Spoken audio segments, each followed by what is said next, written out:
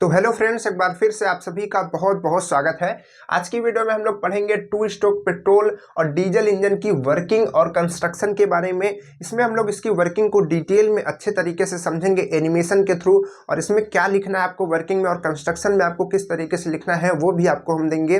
तो पिछली बार हमने बताया था कि 4 स्ट्रोक पेट्रोल इंजन और डीजल इंजन किस तरीके से काम करता है, तो वो हमने बोर्ड पर ही समझाया था। तो उससे क्या हुआ था, थोड़ा सा वीडियो लंबा बन जाता है, तो इस वजह से ये चीज़ हम स्क्रीन पर आपको एक एनिमेशन के थ्रू समझाएंगे, जहां से आपको और अच्छे तरीके से क्लियर होगा उसकी वर्किंग और कंस्ट्रक्शन में क्या लिखना है वो भी हम आपको वहीं पर बताएंगे। तो चलिए स्क्रीन पर चलते हैं और समझते हैं कि इसकी वर्किंग किस तरीके से होती है।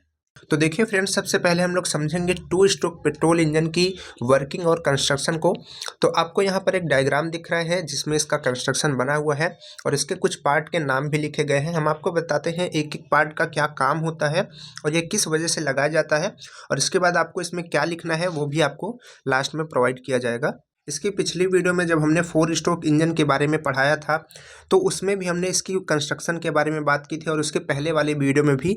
और जो कंस्ट्रक्शन होता है लगभग सारे इंजन का सेम होता है, एक दो पार्ट होते हैं जो अंतर होता है, चाहे वो 4 स्ट्रोक हो या फिर 2 स्ट्रोक हो। तो इसमें सबसे पहला पार्ट आपको दिख रहा है सिलेंडर। सिलेंडर आपको ये जो पार्ट दिख रहा है जिसके अंदर कंबसन होता है, उसी पार्ट को हम लोग कहते हैं सिलेंडर। और इसी के अंदर पिस्टन आपका मूवमेंट करता है, ये एक सिलिंड्रिकल शेप का बना होता है, इसको कहते हैं सिलेंडर। और सिलेंडर के अगर आप बाहर देखेंगे तो 2 स्ट्रोक की बात कर रहे हैं, अगर आप 2 स्ट्रोक के सिलेंडर की बाहर देखेंगे तो आपको इसमें फिन्स लगी हुई दिखेंगी। ये पतली पतली फिन्स आप देख सकते हैं।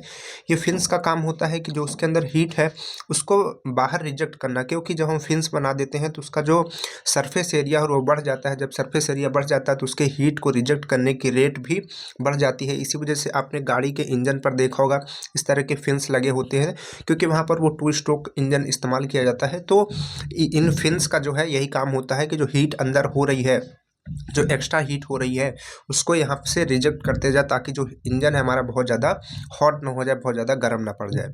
इसके बाद सेकंड पार्ट है पिस्टन। यहाँ पर आप देख सकते हैं ये जो आपको पार्ट दिख रहा है इसका नाम होता है पिस्टन। पिस्टन के ऊपर ही जो कंबसन चेंबर के अंदर जितना प्रेशर डेवलप होता है जब वो बर्निंग होती है तो पिस्टन पर ही पूरा फोर्स लगता है, और पिस्टन जो है सिलेंडर के अंदर मूवमेंट करता है। ये जो आप पार्ट देख रहे हैं थोड़ा ब्लैक कलर का, यही पिस्टन होता है और ये इस तरीके से मूवमेंट करता रहता है। इसके बाद नेक्स्ट पार्ट होता है कनेक्टिंग रॉड। तो यहाँ पर आप पिस्टन और एक क्रैंक से जुड़ा हुआ आप शाफ्ट देख सकते हैं।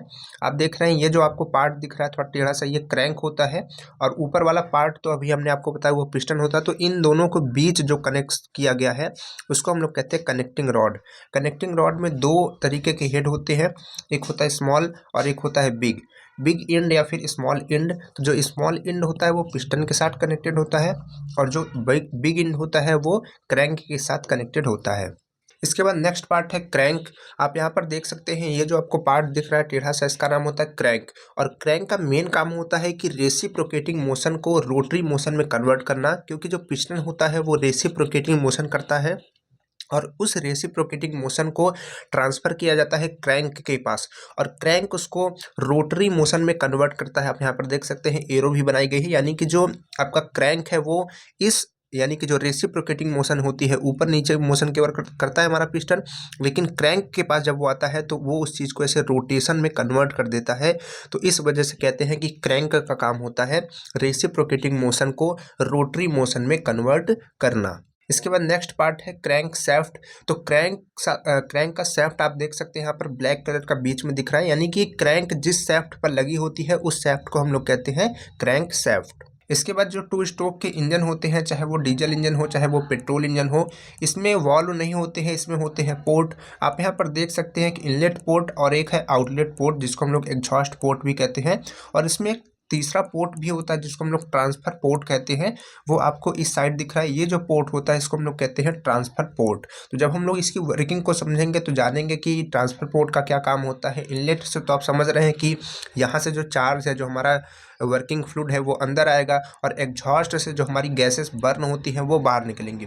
लेकिन जो ट्रांसफर पोर्ट का काम है वो जब हम आपको वर्किंग समझाएंगे तो आप वहाँ पर क्लियर कर पाएंगे कि इसका क्या काम होता है।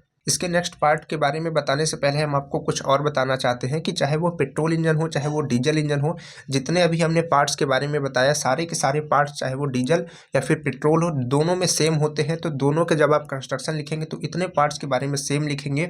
तो यहाँ पर आपके स्क्रीन पर आ रहा है, आप इसको स्क्रीनशॉट पहले कर लीजिए, अपने कॉपी में इसको लिख लीजिए। चाहे वो पेट्रोल के लिए हो चाहे वो डीजल के लिए आप यही कंस्ट्रक्शन लिखेंगे। अब इसके बाद कुछ पार्ट होते हैं जो कि अलग होते हैं, तो अब हम लोग उनके बारे में बात करते हैं। तो यहाँ पर जो आप डायग्राम देख रहे हैं ये एक 2 स्ट्रोक पेट्रोल इंजन का डायग्राम है और इसमें आप देख सकते हैं ऊपर लगा हुआ एक पार्ट जिसका नाम है स्पार्क प्लग। तो स्पार्क प्लग लगा होता है जब आप पेट्रोल इंजन की बात करेंगे, चाहे वो 4 स्ट्रोक का हो चाहे वो 2 स्ट्रोक का हो। तो यहाँ पर अंतर यही होता है कि इसमें स्पार्क प्लग लगा होता है। तो स्पार्क प्लग का क्या काम होता है पेट्रोल इंजन में, उसको समझिए। तो स्पार्क प्लग का काम होता है कि स्पार्क करना, यानी कि जो हमारा पेट्रोल होता है उसको बर्न करने के लिए हम लोग उसको कंप्रेस करके बर्न नहीं करते, बल्कि एक चिंगारी के थ्रू, जैसे हम लोग आग जलाते हैं, ठीक है, गैस खोल देते हैं, उसके बाद एक छोटा सा लाइटर से उसको हम इग्नाइट करते हैं, इग्निशन करते हैं, तो उसमें क्या होता है वो जल उठता है। तो उसी तरीके से हम लोग स्पार्क से थोड़ी छोटी सी चिंगारी जलाते हैं और जिसके वजह से पूरा का पूरा जो हमारा वर्किंग फ्लूइड है, जो पेट्रोल है, वो बर्न हो उठता है और उसके बाद हमको पावर स्ट्रोक मिलती है और हमारी जो गाड़ी है जिसमें भी इंजन लगा होता है वो चलती है। तो इस तरीके से स्पार्क प्लग का ये काम होता है, स्पार्क करना। अब ये स्पार्क कहाँ से मिलता है, इसको करंट चाहिए होता है क्योंकि ये इलेक्ट्रिसिटी से चलता है। तो इसके लिए गाड़ियों में लगा होता है एक जनरेटर जिसका नाम होता है अल्टरनेटर, ठीक है, अल्टरनेटर नाम होता है उसका, याद रखिएगा। कभी कभी ये चीज़ पूछी जाती है कि क्या लगा होता है, तो अल्टरनेटर लगा होता है ताकि इसको स्पार्क का जितना करंट चाहिए वो प्रोवाइड किया जा सके। पेट्रोल इंजन के कंस्ट्रक्शन में स्पार्क प्लग भी होता है, आप इसके बारे में भी लिखेंगे। आपको यहाँ पर स्क्रीन पर दिखाया जा रहा है, आप इसको स्क्रीनशॉट कर लीजिए और स्पार्क प्लग को पेट्रोल इंजन के कंस्ट्रक्शन में लिख लीजिए। आइए अब हम लोग समझते हैं यह किस तरीके से कार्य करता है। तो देखिए फ्रेंड्स, यहाँ पर जो आप एनिमेशन देख रहे हैं ये 2 स्ट्रोक पेट्रोल इंजन की वर्किंग है। देखने में बहुत ही अच्छा लग रहा है, लेकिन हम लोग को समझना है कि इसमें चार्ज किस तरीके से अंदर आता है और किस तरीके से उसकी बर्निंग होती है और हमको किस तरीके से रोटेशन मिलता है। हमने यहाँ पर नाम लिया चार्ज। अब ये चार्ज क्या होता है, तो देखिए जो पेट्रोल इंजन होता है ऐसा तो है नहीं कि सीधे सीधे हम पेट्रोल उसके अंदर भेज देंगे तो हमारे बहुत सारे पेट्रोल की खपत होगी और हमारा काम भी नहीं हो पाएगा। तो वहाँ पर हम लोग भेजते हैं पेट्रोल और एयर का मिक्सचर, चाहे वो 2 स्ट्रोक हो या फिर 4 स्ट्रोक हो। तो पेट्रोल और एयर को मिक्स किया जाता है। उसको मिक्स करने के लिए इसके बाहर लगा होता है कार्बोरेटर। कार्बोरेटर क्या करता है, उसको एक फिक्स रेशियो में मिक्स करता है एयर और फ्यूल को। फ्यूल मतलब कि पेट्रोल यहाँ पर इस्तेमाल कर रहे हैं, तो पेट्रोल और एयर को मिक्स करता है। अब ये जो दोनों चीज़ें मिक्स होती हैं इसी को हम लोग कहते हैं चार्ज। तो आइए अब समझते हैं कि किस तरीके से चार्ज अंदर आता है और किस तरीके से इसकी बर्निंग होती है। तो अगर ये इस तरीके से चलता रहेगा तो हम इसको कैसे समझ पाएंगे, तो आइए हम लोग इसको वहाँ पर रोकते हैं जहाँ पर इसका चार्ज जो है इसके अंदर इंटर करता है। तो देखिए फ्रेंड्स, ये एक ऐसी सिचुएशन है जिसमें चार्ज आपके इंजन के अंदर आ चुका है और इंजन के अंदर ये क्रैंक केस में पहले आता है। आप यहाँ पर जो ये गोला सा पार्ट देख रहे हैं ये आपका क्रैंक केस है और जो आप ग्रीन कलर का देख रहे हैं ये आपका चार्ज है। तो देखिए चार्ज पूरी तरीके से इसके अंदर आ चुका है। अब आप देखेंगे तो यहाँ पर आप जो दोनों पोर्ट देख रहे हैं, चाहे वो इनलेट पोर्ट हो या फिर एग्जॉस्ट पोर्ट हो, वो दोनों बंद है और वो बंद हो जाता है पिस्टन की वजह से, क्योंकि पिस्टन इसमें स्लाइड करता रहता है। तो वो एक ऐसी सिचुएशन आती है जो इस टाइम की सिचुएशन है कि दोनों के दोनों जो पोर्ट होते हैं वो बंद हो जाते हैं जैसे ही चार्ज अंदर आता है। तो इसके बाद ये जो आप क्रैंक देख रहे हैं, ये जो क्रैंक है ये रोटेट करता है और जो इधर का पूरा ये चार्ज इकट्ठा हुआ है इसको पुश करता है और ये पूरा का पूरा चार्ज आपका जाता है ट्रांसफ़र पोर्ट के पास में। ट्रांसफ़र पोर्ट से इसको ट्रांसफ़र किया जाता है सिलेंडर के अंदर। इसी वजह से इसको हम लोग बोलते हैं ट्रांसफ़र पोर्ट, क्योंकि ये चार्ज को ट्रांसफ़र करता है सिलेंडर के पास में। तो यहाँ से ये घूम करके सिलेंडर के अंदर आता है और जैसे ही ये इधर से सिलेंडर के अंदर आ रहा होता है वैसे ही ये पिस्टन जो है ऊपर की तरफ जा रहा होता है।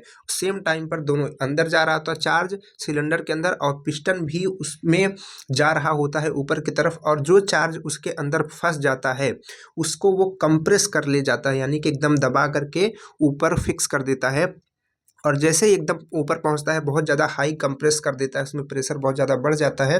वैसे ही ऊपर से आप देख सकते हैं कि यहाँ पर चिंगारी निकलती है जिसको हमने बताया कि स्पार्क प्लग के थ्रू देते हैं। तो स्पार्क प्लग से यहाँ पर चिंगारी निकलती है और वो जो पूरा का पूरा फ्यूल है वो बर्न हो जाता है और बर्न होने की वजह से वहाँ पर इतना प्रेशर डेवलप होता है जिसके वजह से आपका पिस्टन जो है वो नीचे की तरफ आता है और नीचे की तरफ वो बहुत तेज़ी से आता है, जिसके वजह से आपको पावर स्ट्रोक मिलता है और आपका जो ये वॉल्व है ये भी खुल जाता है और वहाँ पे जो जली गैसेस होती हैं वो एग्जॉस्ट पोर्ट के थ्रू बाहर हो जाती हैं।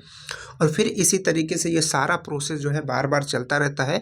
जो हमारा चार्ज है अंदर आता है, उसको क्रैंक शाफ्ट जो है, जो क्रैंक है वो ट्रांसफ़र करती है ट्रांसफ़र पोर्ट से सिलेंडर के अंदर, और सिलेंडर के अंदर वो पिस्टन उसको कंप्रेस कर देता है तब तक में नीचे आता है। तो उसके बाद वो बर्न होता है, बर्न होने के बाद वो बाहर चला जाता है, एकदम गैसियस फॉर्म में धुआं बन जाता है उसका। इस तरीके से ये काम करता है। इसके बाद जो इसकी पूरी वर्किंग होती है, इसको हम लोग दो स्ट्रोक में डिवाइड करते हैं। एक होता है कंप्रेशन स्ट्रोक और एक होता है पावर स्ट्रोक। तो कंप्रेशन स्ट्रोक और पावर स्ट्रोक में आप इस डायग्राम को बनाएंगे। ये डायग्राम आपने जो देखा है एनिमेशन, उसमें से थोड़ा सा उल्टा है, इसका पोर्ट इस साइड है, तो आप इससे कन्फ्यूज नहीं होंगे, सेम वही चीज़ है। और आपको क्या लिखना है ये भी आपको स्क्रीन पर दिखाया जा रहा है, आप इसको स्क्रीनशॉट कीजिए और इस डायग्राम को बनाइएगा अगर आप इसकी वर्किंग को लिखेंगे तो। और उसके बाद इसकी वर्किंग में कंप्रेशन स्ट्रोक और पावर स्ट्रोक में इन चीज़ों को लिखिए, आप इसको स्क्रीनशॉट कर लीजिए। आइए अब समझते हैं डीजल इंजन के बारे में। तो सबसे पहले हम लोग इसके कंस्ट्रक्शन को समझते हैं, देन हम लोग इसकी वर्किंग को समझेंगे। तो देखिए आपको यहाँ पर एक डायग्राम दिख रहा है, यह एक पेट्रोल इंजन का डायग्राम है 2 स्ट्रोक का। तो इसमें क्या लिखना है आपको, जैसा कि हमने आपको पेट्रोल में ही बता दिया था कि सारे पार्ट्स लगभग सेम होते हैं, तो आप सारे पार्ट्स के बारे में वही चीज़ लिख सकते हैं जो आपने पेट्रोल में लिखा था। बस इसमें एक पार्ट अलग होता है जो कि होता है इसका इंजेक्टर। आप देख सकते हैं यहाँ पर ऊपर लगा हुआ इंजेक्टर है, स्पार्क प्लग जहाँ पर लगा होता है वहीं पर हम लोग इंजेक्टर लगा देते हैं। इसका काम होता है कि जो हमारा डीजल होता है इसको अंदर डालने के लिए, यानी कि सिलेंडर के अंदर पहुंचाने के लिए इंजेक्टर लगा होता है, जो कि डीजल को ऑटोमाइज फॉर्म में, यानी कि छोटे छोटे एकदम छोटे छोटे पार्टिकल के फॉर्म में अंदर भेजता है सिलेंडर के अंदर। इसका ये काम होता है। आप इसको भी यहाँ से स्क्रीनशॉट करके इंजेक्टर के बारे में लिख सकते हैं, बाकी के जो पार्ट है वो आप पीछे से ही लिख लीजिए। आइए अब समझते हैं ये किस तरीके से कार्य करता है। तो देखिए फ्रेंड्स, यहाँ पर जो आप इमेज देख रहे हैं ये एक पेट्रोल इंजन है, लेकिन अगर इसके स्पार्क प्लग के जगह हम एक इंजेक्टर लगा देंगे तो ये एक डीजल इंजन की तरह हो जाएगा। लेकिन यहाँ पर डीजल इंजन में केवल इंजेक्टर ही नहीं होता है, यहाँ पर एक चीज़ और चेंज होती है, जो कि है इसके इनलेट से पहले। हमने बताया था कि जो पेट्रोल इंजन होता है उसमें इनलेट से पहले कार्बोरेटर लगा होता है, और वहाँ पर कार्बोरेटर से जो हमारा एयर होता है और जो पेट्रोल होता है वो मिक्स होकर के अंदर आता है। लेकिन जो डीजल इंजन होता है इसमें क्या होता है, इसमें केवल एयर आती है और एकदम साफ़ एयर। तो एयर को एकदम साफ़ करने के लिए यहाँ पर लगा होता है एयर फिल्टर। तो एयर फिल्टर से ये जो एयर है वो साफ़ होकर के इसके अंदर आती है। बाकी फिर से उसको जो जिस तरीके से हमने आपको बताया था उसी तरीके से जो क्रैंक होता है एयर को दबा करके इधर ले जाता है और ट्रांसफ़र पोर्ट की तरफ उसको भेजता है, और ट्रांसफ़र पोर्ट से एयर जो है निकल करके आपके सिलेंडर के अंदर जाती है, और जो इधर पिस्टन है ये पूरे एयर को बहुत ज़्यादा वहाँ पे कंप्रेस कर देता है। ध्यान रखिए, हम बार बार एयर कह रहे हैं तो केवल वहाँ पर प्योर एयर है, तो एयर को वहाँ पर कंप्रेस कर देते हैं। और जो अब आपका ऊपर इंजेक्टर लगा हुआ है वहाँ से आपका आता है डीजल। तो डीजल वहाँ से हाई प्रेशर से आता है, जितना प्रेशर सिलेंडर के अंदर होता है उससे ज़्यादा प्रेशर उसको लगाना पड़ता है अंदर घुसने के लिए। तो बहुत हाई प्रेशर से डीजल को अंदर भेजा जाता है, जिसके वजह से वह बहुत ही ऑटोमाइज फॉर्म में हो जाता है। और इंजेक्टर इस तरीके से बना होता है कि उसको छोटे छोटे एकदम पार्ट्स में डिवाइड कर देता है, ताकि जो बर्निंग हो वो बहुत अच्छे से हो जाए। और जल्दी बर्निंग होगी, अच्छे से होगी, तो हमारा जो है ज़्यादा हीट जनरेट होगी, और ज़्यादा हीट जनरेट होगी तो ज़्यादा वर्क हमको मिलेगा। तो वहाँ पर जैसे ही बर्निंग होती है फिर उसी तरीके से जैसे कि आपने पेट्रोल में देखा था कि जो पिस्टन है उस पर बहुत ज़्यादा प्रेशर लगता है और पिस्टन नीचे की तरफ आता है, और नीचे की तरफ आता है, फिर से इसी तरीके से ये पूरा प्रोसेस चलता रहता है। तो यहाँ पर अंतर केवल यही रहता है कि इसमें एयर अंदर आती है और जो आपका डीजल है वो ऊपर से इंजेक्टर के थ्रू आता है।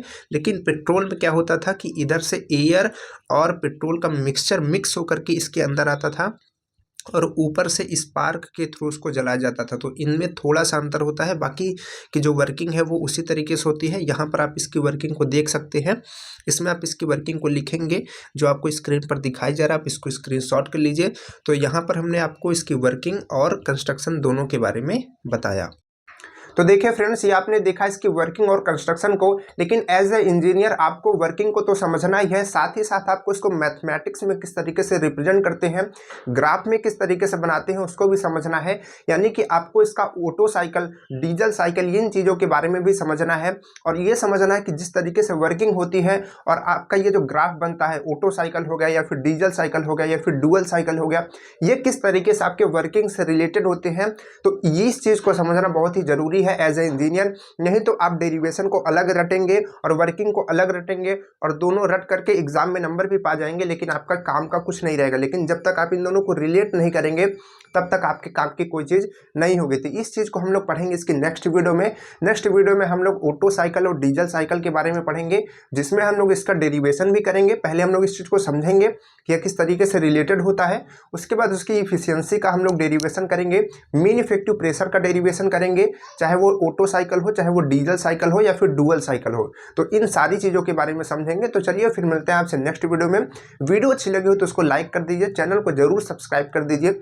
चलिए फिर मिलते हैं नेक्स्ट वीडियो में, तब तक के लिए बाय बाय।